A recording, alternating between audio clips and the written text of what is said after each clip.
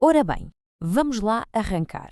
Hoje vamos dissecar a ciência exata que está por trás daqueles tratamentos tópicos que todos temos lá em casa. Vamos desmistificar a farmacotécnica e tentar perceber a verdadeira engenharia que existe escondida dentro de uma simples bisnaga. O nosso roteiro hoje é simples. Começamos pelo mundo dos semissólidos, passamos aos 4 grandes grupos, espreitamos a física do fluxo com a riologia, vemos como garantir que nada se desfaz com o tempo e acabamos no laboratório, nas práticas de manipulação. Avançando para a nossa primeira paragem, vamos tentar perceber o básico dos semissólidos.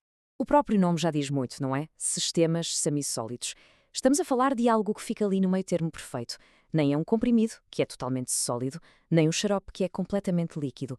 São fórmulas desenhadas e estruturadas especificamente para aplicar na pele e nas mucosas para atuar exatamente onde é preciso. E por que é que nos damos ao trabalho de criar estas formas? Bem, as vantagens clínicas são enormes. Primeiro, a ação é local. Isso reduz imenso os indesejados efeitos sistémicos. Depois, são super confortáveis de espalhar. E não nos podemos esquecer de que criam uma autêntica barreira física. Funcionam quase como um penso invisível que protege a pele, enquanto a própria base controla, a pouco e pouco, a velocidade a que o princípio ativo é libertado. E assim chegamos aos protagonistas deste mundo, os 4 grandes. Ora, é aqui que a coisa fica mesmo interessante. Toda a gente já usou um creme e uma pomada, mas reparem na diferença radical de perfis. Os cremes são os reis da cosmética, têm menos óleo, espalham-se num instante e são absorvidos super rápido. Já as pomadas, bem, as pomadas são autênticos escudos. São muito mais oleosas e altamente oclusivas, ou seja, trancam a umidade e garantem uma proteção brutal, ficando ali retidas durante muito mais tempo. E se abrirmos o capô de muitos destes produtos, o que é que encontramos?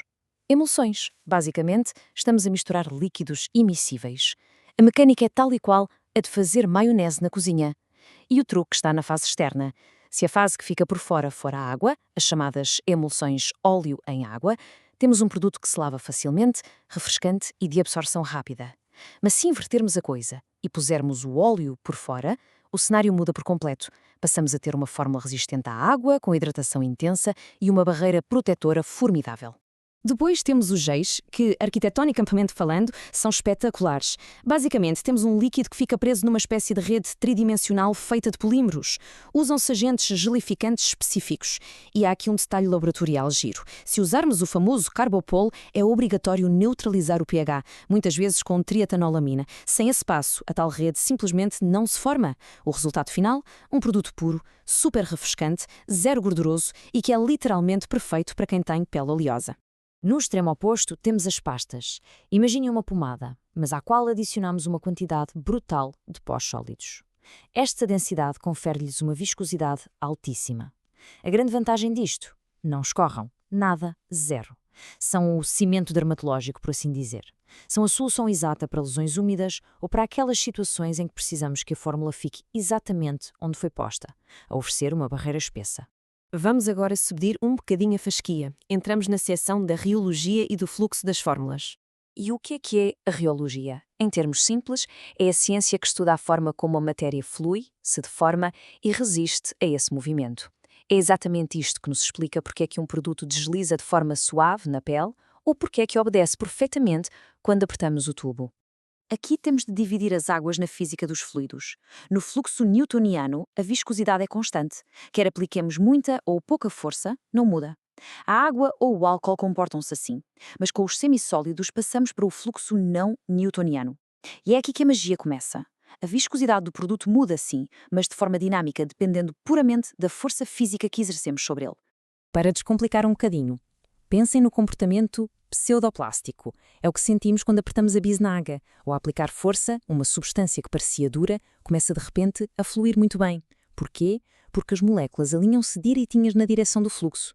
Já no comportamento dilatante, acontece o inverso. Se aplicarmos força, as partículas lá dentro começam a chocar umas com as outras, o atrito dispara e a fórmula fica incrivelmente mais espessa e resistente. Tudo isto ilustra uma propriedade que é honestamente fenomenal. A tixotropia. É o famoso efeito do ketchup. O sistema tixotrópico fica mais fluido quando o agitamos ou pressionamos, mas, e aqui está o grande truque, recupera a sua viscosidade original assim que volta ao estado de repouso. É esta engenharia que permite que o produto fique meses numa prateleira sem que as partículas vão todas parar ao fundo e, ao mesmo tempo, que a aplicação na pele seja super agradável. Ora, com toda esta engenharia, surge uma dor de cabeça para os formuladores. Como manter a estabilidade física de tudo isto? É que existem verdadeiros inimigos da estabilidade. A floculação, por exemplo, é quando as partículas se juntam umas às outras. Felizmente é reversível. O grande terror é a coalescência. Aqui, as gotículas fundem-se de forma completamente irreversível e a emulsão está destruída. Há ainda a cremação, que é quando as gotículas migram em grupo formando uma camada indesejada dentro da nossa base. Mas claro, a estabilidade física não é tudo. A estabilidade química é a outra face da moeda. Há uma regra inquebrável no laboratório. Para evitar oxidação, é obrigatório juntar antioxidantes, como o BHT, o BHA ou a vitamina E. Sem este escudo, princípios ativos incríveis, como a vitamina C, degradariam-se num piscar de olhos e o produto deixaria de fazer qualquer efeito. Pronto, com a teoria fechada, é hora de ir para a prática. Avançamos para o laboratório e para as boas práticas de manipulação. Antes de pegarmos numa espátula ou pesarmos o que quer que seja, há o protocolo de biossegurança. E este é não negociável. O uso de bata, as luvas, a máscara e a touca para o cabelo são estritamente obrigatórios. Esta barreira inicial que assegura que o produto chega ao final com pureza absoluta, sem qualquer tipo de contaminação cruzada. O próprio espaço de trabalho tem de espelhar o rigor da fórmula. Daí esta coreografia em 3 passos com o velho e fiável álcool a 70%. A bancada tem de ser desinfetada antes de arrancar, a limpeza é mantida milimetricamente durante todo o processo e voltamos a higienizar tudo profundamente logo que terminamos. Depois temos as técnicas puramente físicas para fundir tudo. A trituração, para garantir que as partículas ficam ínfimas e não sentimos areia na pele. A levigação entra para criar uma pasta lisinha usando líquidos como a glicerina. A homogeneização exige movimentos exatos para não criar bolhas de ar lá pelo meio. Mas a rainha disto tudo é a incorporação geométrica, uma mistura tão metódica e progressiva que é a única maneira segura de garantir que o princípio ativo fica distribuído com uma precisão cirúrgica em toda a fórmula. E assim terminamos a nossa exploração.